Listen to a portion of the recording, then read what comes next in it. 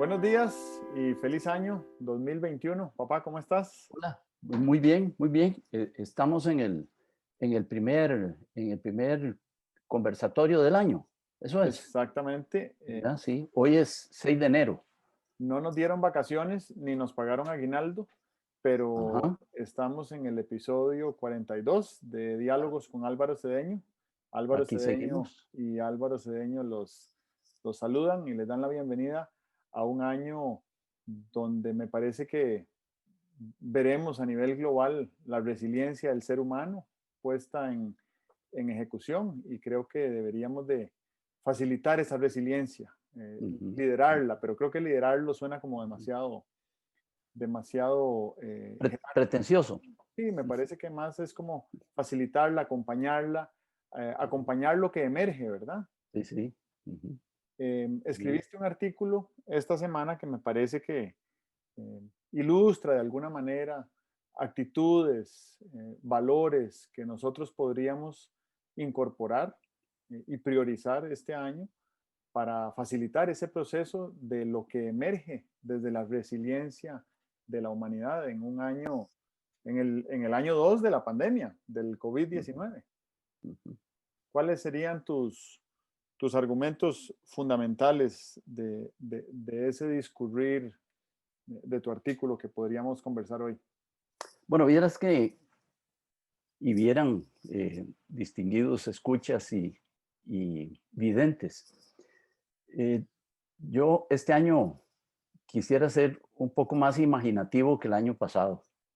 Entonces, me he imaginado que dos gatos se encontraron ese artículo y están conversando, porque saben leer y entienden lenguaje humano, están conversando sobre lo que dice el artículo y no salen de la duda de por qué a los seres humanos nos puede interesar tanto buscar dentro de nosotros mismos para ver qué es lo que podríamos llamar la dimensión o las dimensiones de un ser humano.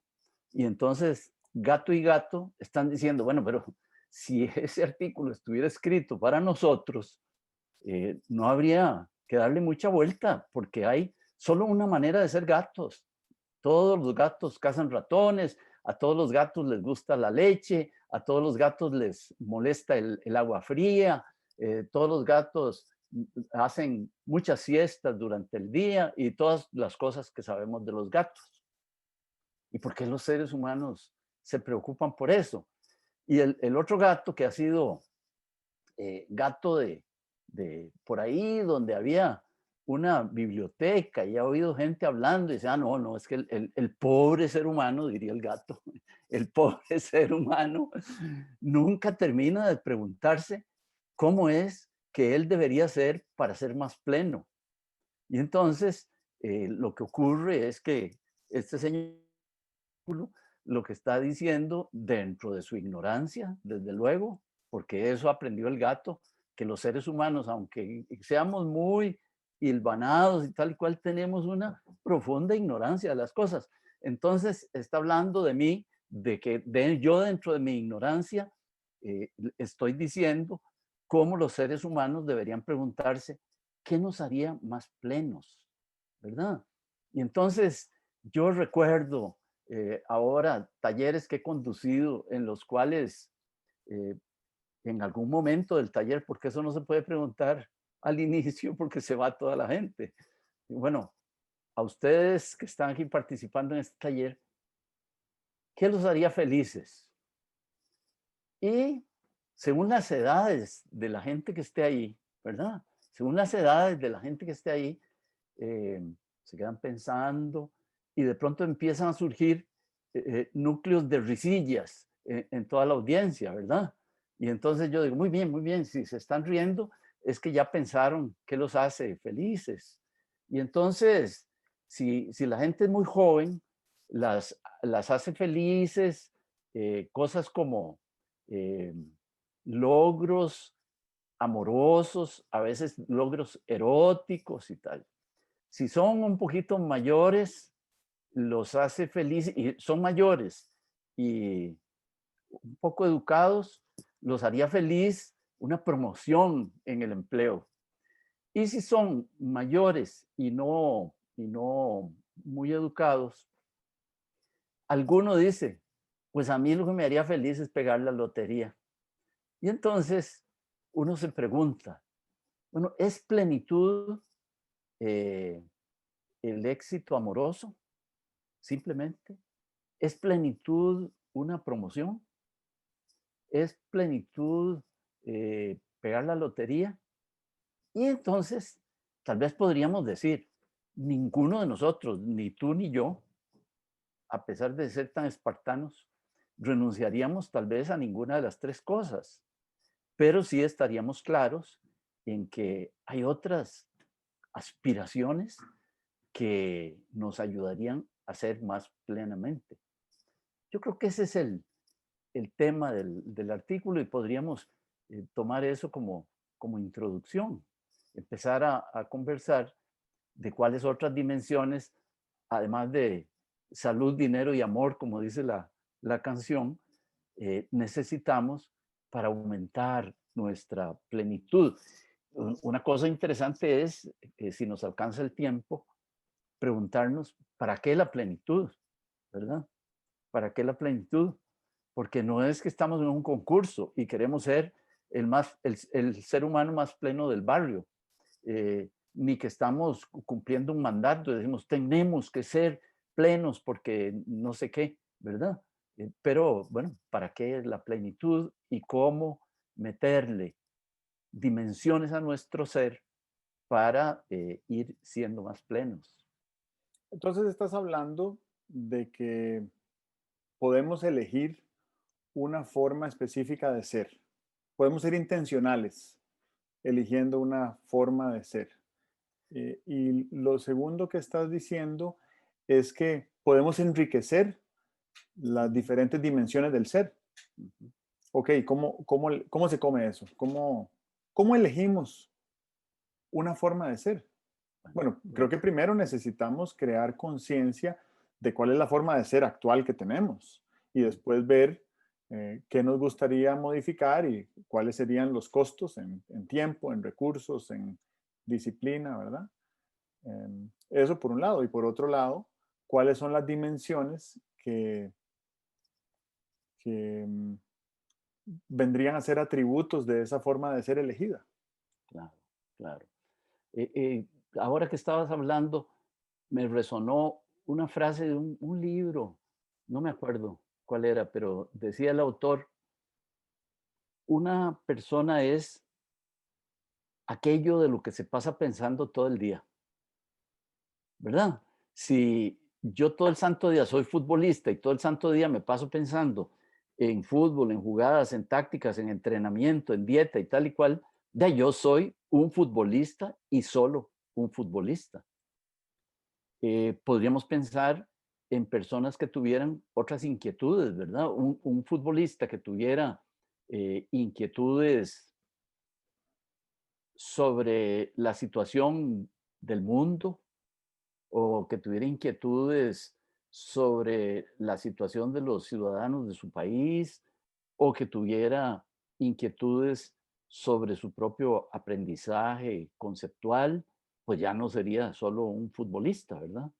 Entonces, en esa excursión para ver cómo es que somos, que decías tú que hay que hacer para que cada uno vea qué es lo que es, un test sería, ¿a qué le dedica usted pensamiento muchas horas durante el día? ¿Verdad? Si tengo una pulpería y me paso pensando solamente, eh, antes decíamos, si el sonido que más me gusta es el sonido de la caja registradora, que ahora yo creo que las cajas registradoras no suenan, antes sonaba una campana muy linda, porque supongo que cada vez el que estaba muy interesado en esa dimensión decía, oiga la campana, cada vez me hago más rico, ¿verdad? Entonces, si pensamos solo en eso, deberíamos preguntarnos qué más dimensiones podríamos agregar. No quisiera que se me olvidara, cuando tú decías que lo que estoy planteando es que se puede ser intencional en cuanto a elegir una determinada manera de ser. Sí, estoy planteando eso, pero no estoy diciendo que sea fácil. No estoy diciendo que tome 8 días. Lo que sí quisiera decir es que tome 20 o 40 años, es un empeño que vale la pena, ¿verdad? Vale la pena. Estaba pensando mientras hablabas que la famosa, la famosa frase que no sé, no sé de quién es, no sé si es hipocrática, la verdad, de que somos lo que comemos, ¿verdad? Eres lo que comes. Ah, Eh, suena a Hipócrates, sí. Hipócrates, ¿verdad? Puede ser. Y a mí me parece que eso aplica también para información. Entonces, la información que consumimos determina lo que somos. Aplica también para relaciones humanas, ¿verdad? Las relaciones a las que les dedicamos tiempo son las que más nos nutren. Eh, y entonces creo que también se alinea con eso que dices de los pensamientos, de que aquello que yo pienso es lo que más probable convertiré en obra. Ujú, ¿Y qué querría realizar con con mi capacidad productiva como ser humano? Es claro. una pregunta cuya respuesta nos va a llevar a determinar en qué vamos a querer pensar, porque los pensamientos no son inevitables, ¿verdad? Yo puedo bloquear algunos pensamientos y ahí me gusta muchísimo siempre, siempre, siempre, siempre. Recuerdo la noción aquella de Peter Pan de que para poder volar tenía que tener buenos pensamientos, Ajá, ¿verdad? Pensamientos felices en realidad. ujú, Si Peter Pan pensaba pensamientos felices, podía volar. Y entonces uno dice, qué interesante sería que nosotros pudiéramos volar si pensáramos pensamientos felices. ujú. Porque probablemente sería muy evidente en la calle cuando uno ve a alguien volando y uno dice, bueno, ahí va alguien pensando Claro, sí. pensamientos felices. Y el que no va volando es porque no va pensando pensamientos felices. Lo otro que estaba pensando es que cuando hablabas de los futbolistas, hace unos meses, cuando estaba la pandemia fuerte en Europa, bueno, volvió a estar fuerte, ¿verdad? Pero el primer semestre del año pasado, que las ligas de fútbol estaban suspendidas, y vi una foto de Cristiano Ronaldo y él estaba en la foto estudiando. Algo está estudiando, ¿verdad? En alguna profesión se está formando. Ujú, Es una persona que todavía es muy joven, tiene, no sé, 35 años, tiene Ronaldo, es un muchacho. Ya prácticamente termina su carrera futbolística, sí, por lo menos como jugador. ujú, Eh, Tiene todo el dinero del mundo que va a necesitar el resto de su vida él, sus hijos y sus nietos. Y aún así se está preparando para algo, sí, ¿verdad? O por lo menos se está enriqueciendo de otra manera. Y entonces me pregunto si uno le consultara a Cristiano Ronaldo, ¿cuál es, cuál es su forma de ser? Yo creo que él no diría que su forma de ser es futbolista, tal vez diría que su forma de ser es un competidor o un ujú, ganador, ¿verdad? Puede ser ajá, que alguien como él tenga ese criterio de sí mismo y probablemente él en lo sí, que se meta después de ser futbolista seguirá siendo notoriamente exitoso a nivel global. Y esto me lleva a pensar en un libro que estoy leyendo. Me regalaron de Navidad un libro que se llama Las vidas de los estoicos. Y yo nunca me imaginé que un libro de filosofía me llegara a conmover, pero me ha conmovido. Y tal vez creo que en parte tiene que ver con el buen diseño de la narrativa del libro, pero creo que en parte también tiene que ver con la edad que tengo y lo que he visto y lo que he experimentado y lo que ha sido empírico y anecdótico en mi vida para tratar de ir forjando mi propia forma de ser. Y me doy cuenta en el libro que hay algunos elementos con los que resueno mucho, de cosas que he experimentado y que son parte de mi forma de ser y algunas otras que me gustaría experimentar, ¿verdad? Entonces ahí siento que hay como en la definición o en la elección de nuestra forma de ser, podríamos nutrir ese proceso de decisión estudiando.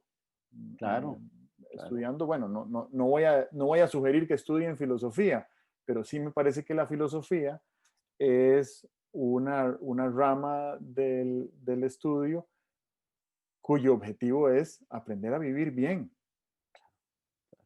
¿verdad? Porque, bueno, ahí estás tocando algo que yo empecé a tocar, es para qué queremos eh, adquirir la plenitud. Es para vivir bien, es para vivir bien. Eh, y te voy a decir, vivir bien quiere decir no solamente vivir, vamos a ver, cuando hablamos de felicidad, esa felicidad de éxtasis, pues creo que no existe, ¿verdad? Pero una razonable satisfacción, eso es felicidad, ¿verdad? Vivir una vida de razonable satisfacción con lo que has hecho, con la forma como piensas, con las relaciones que tienes y tal, eso es vivir bien. Y creo que es bien importante, ¿verdad? La filosofía originalmente era un esfuerzo por aprender a vivir bien, ¿verdad? No era un esfuerzo por explicarse cosas que se salen de nuestra atención cotidiana, ¿no? Era tratar de ver en la cotidianeidad cómo puedo vivir bien, ¿verdad? Cómo se puede llegar a ser un buen ser humano. Eh, eh, Maslow habla de autorrealización y es bien importante. Dice, el ser humano es siempre un proyecto, está desarrollándose y lo que tiene que hacer es ir tratando de realizar todas sus potencialidades, llegar a ser lo que ha de ser, llegar a ser, llegar a desplegar la potencia de ser que tiene, porque nosotros y a cualquier edad somos como un frijol. Tú tomas un frijol y lo ves ahí 1 centímetro, 1 gramo debe pesar, lo pones en la tierra y sale una mata de frijoles con 60 vainicas.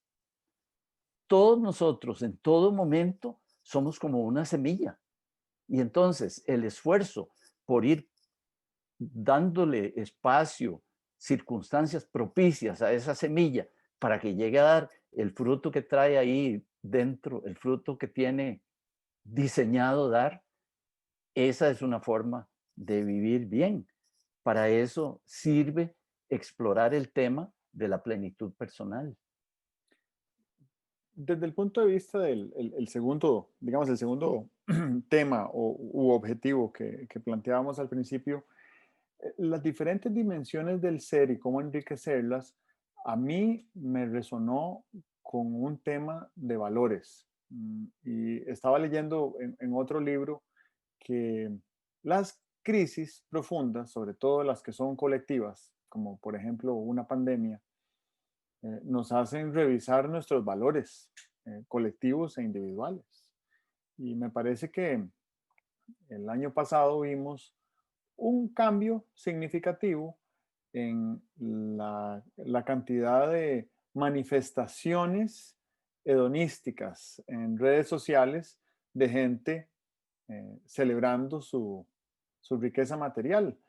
Ah, No porque la hubieran perdido, ujú, sino porque perdió significado, al menos de manera momentánea, ujú, ¿verdad? Y entonces uno dice, bueno, si llevo un año de no, de no compartir mis riquezas materiales en redes sociales y ya eso no retroalimenta mi hedonismo, ujú. entonces es una ocasión propicia para que pensemos cuáles podrían ser unos valores que sí podrían retroalimentarme, no el hedonismo, sino la virtud, ya estoy hablando como un estoico, la integridad, la ética, ¿verdad? Por ejemplo, a mí me parece que el año pasado, de los valores más primordiales que vimos sacrificados, fue la libertad. Obviamente que no estoy entrando a tocar el tema de la salud porque afortunadamente la inmensa mayoría de seres humanos en el mundo hemos preservado Sí. la salud, al menos en lo que a la epidemia se refiere, Ujú, ¿verdad? Pero la libertad sí nos la han recortado un poco a todos y entonces sí. a mí me da la sensación de que lo que quiero es buscar de qué manera le agrego minutos a experiencias que me hagan sentirme libre. Y eso puede Ajá. ser ir a darle una vuelta a la cuadra, ¿verdad? O salir a caminar a la calle. Eso me hace sentir libre. Y entonces eso siento que es un valor que yo querría priorizar de aquí en adelante Ujú. como una de las dimensiones de mi ser. Bueno, eso es bien interesante, ¿verdad? Cuando hablas de eso, yo pienso en Nelson Mandela encarcelado. No podía salir a darle una vuelta a la manzana. Había una serie de cosas que no podía hacer. Posiblemente no podía sentarse en un comedor a comer con sus compañeros de infortunio. Pero hay una serie de cosas que el ser humano, postrado, enfermo en una cama de hospital, puesto en una celda, etcétera, siempre puede hacer para reafirmar su libertad. Y esto es un tema muy bonito que traes porque hay que entender bien de qué se trata la libertad, ¿verdad? La libertad no es la posibilidad de ir a cualquier parte. La libertad no es la posibilidad de hablar con cualquiera. La libertad tiene una dimensión subjetiva que yo no podría definirla en este momento, pero a mí me parece que lo que no quisiera perder es la libertad de pensar lo que yo quiera pensar. Y de ahí la libertad de decir lo que quisiera decir, ¿verdad? Me parece que me sentiría muy constreñido si solo pudiera pensar, pero estuviera en peligro de muerte si salgo a decir lo que estoy pensando. Entonces, como que es muy subjetiva la libertad y es el pensar y el gobernarme y tal y cual. Me acuerdo de algo bien interesante. Hace 40, 50 años que se pusieron de moda los secuestros extorsivos.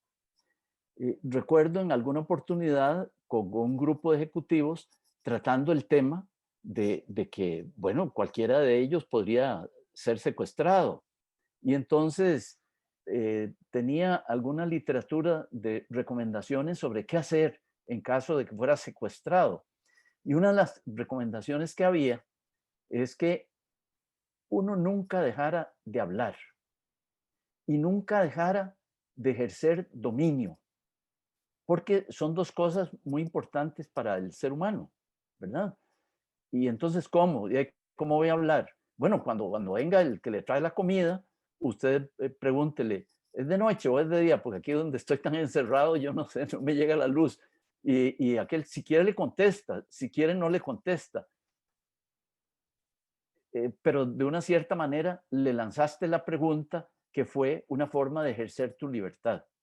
Lo mismo que era una forma de ejercer la libertad, opinar, y entonces te llevaban un plato de arroz con lentejas, ibas a decir, arroz con lentejas hoy también, ayer comí lo mismo. De esa manera estás ejerciendo tu libertad en una situación extrema de secuestro. Bueno, la pregunta interesante es, yo que no estoy secuestrado, ustedes que no están secuestrados, están ejerciendo la libertad de manera constructiva.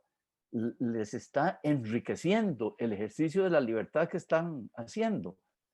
Porque el ejercicio de la libertad egocentrista, es decir, libertad es hacer lo que me da la gana, a mí me parece que eso no es constructivo, podría no dejar fruto, podría hacerle daño a mucha gente que está cerca de ti, eh, podría dejar sin desplegar algunas cualidades tuyas, ¿verdad? Entonces, el tema de la libertad me gusta mucho que lo menciones y lo abordo por ahí. Muy bien. Bueno, yo siento que hemos dejado planteado el tema. Para mí lo asumo como un desafío. Creo que este año es una oportunidad para replantear cuál forma de ser querría para el resto de mi vida, ¿verdad? Sí. y cuáles dimensiones de esa forma de ser puedo enriquecer y cómo, Claro, claro. ¿verdad? ¿Verdad? Déjame decirte que el tema de las dimensiones, eh, eh, a veces por descuido, por falta de atención, pensamos que nuestra dimensión es producir un ingreso, que es muy importante para sostener a la familia. Y entonces la dimensión productor parece que nos ocupa todo el radar, pero hay otras. Hay la, dirección, la dimensión formarse, hay la dimensión tener unas relaciones interpersonales fecundas, que produzcan fruto para mí y para otros. Hay la dimensión estética, ¿verdad? Si lees algo, escuchas algo, miras algo donde descubres belleza, pues a mí me parece que si vas desarrollando tu sensibilidad, cada vez vas a poder participar más de la belleza que hay en este universo, ¿verdad? Hay una dimensión que es intelectual. Tienes unas ideas, tienes un aparato de pensar que es desarrollable. Si lo puedes ir llenando de conceptos, de buenas prácticas y tal, estás aumentando la dimensión, las dimensiones de tu vida. Y desde luego una dimensión espiritual que no es religiosa, sino que es la forma como yo la definiría así, la forma como te relacionas con lo que no conoces, la forma con que te relacionas con lo misterioso, lo que no puedes explicar, lo inefable. Eh, Cada uno en su posición lo llamará de una manera o de otra, pero todos tenemos un límite de lo explicable, de lo inteligible y tal. ¿Cómo nos relacionamos con lo que está más allá? A eso es a lo que le llamo la dimensión espiritual. Muy bien. Creo que a manera de lo que me llevo de esta conversación de hoy está el tema de la posibilidad. Siento que estoy hoy con eh, más empoderado para elegir cómo quiero ser, ¿verdad? No soy, bueno, más bien, hoy soy el resultado de lo que elegí en el pasado, pero no estoy seguro de que lo elegí con conciencia plena. Tal vez algunas áreas de mi ser sí, algunas dimensiones sí, pero hoy me siento empoderado para tomar decisiones con plena conciencia sobre cuáles dimensiones de mi ser querría enriquecer. Así que eso me queda de esta conversación. No sé qué te queda a ti. Bueno, a mí lo que me queda es que el ser humano, como lo he dicho en otras oportunidades, no es un ladrillo, sino que es un ser en crecimiento. Y está en crecimiento no solamente los niños de 5 años, están en crecimiento los ancianos de 80. Siempre que tengamos una chispa de vida, estamos en un proceso de crecimiento y somos igualmente ignorantes de lo que el futuro trae, aunque el futuro para un niño de 5 años es mucho más largo que para un anciano de 80 años. Muy bien. Entonces creo que con esto podemos dejarlo acá y volver la próxima semana. ¿De acuerdo? Muy bien. Que Ok. esté Muy buena la conversa. buenísimo. Nos vemos. Ok. Chao.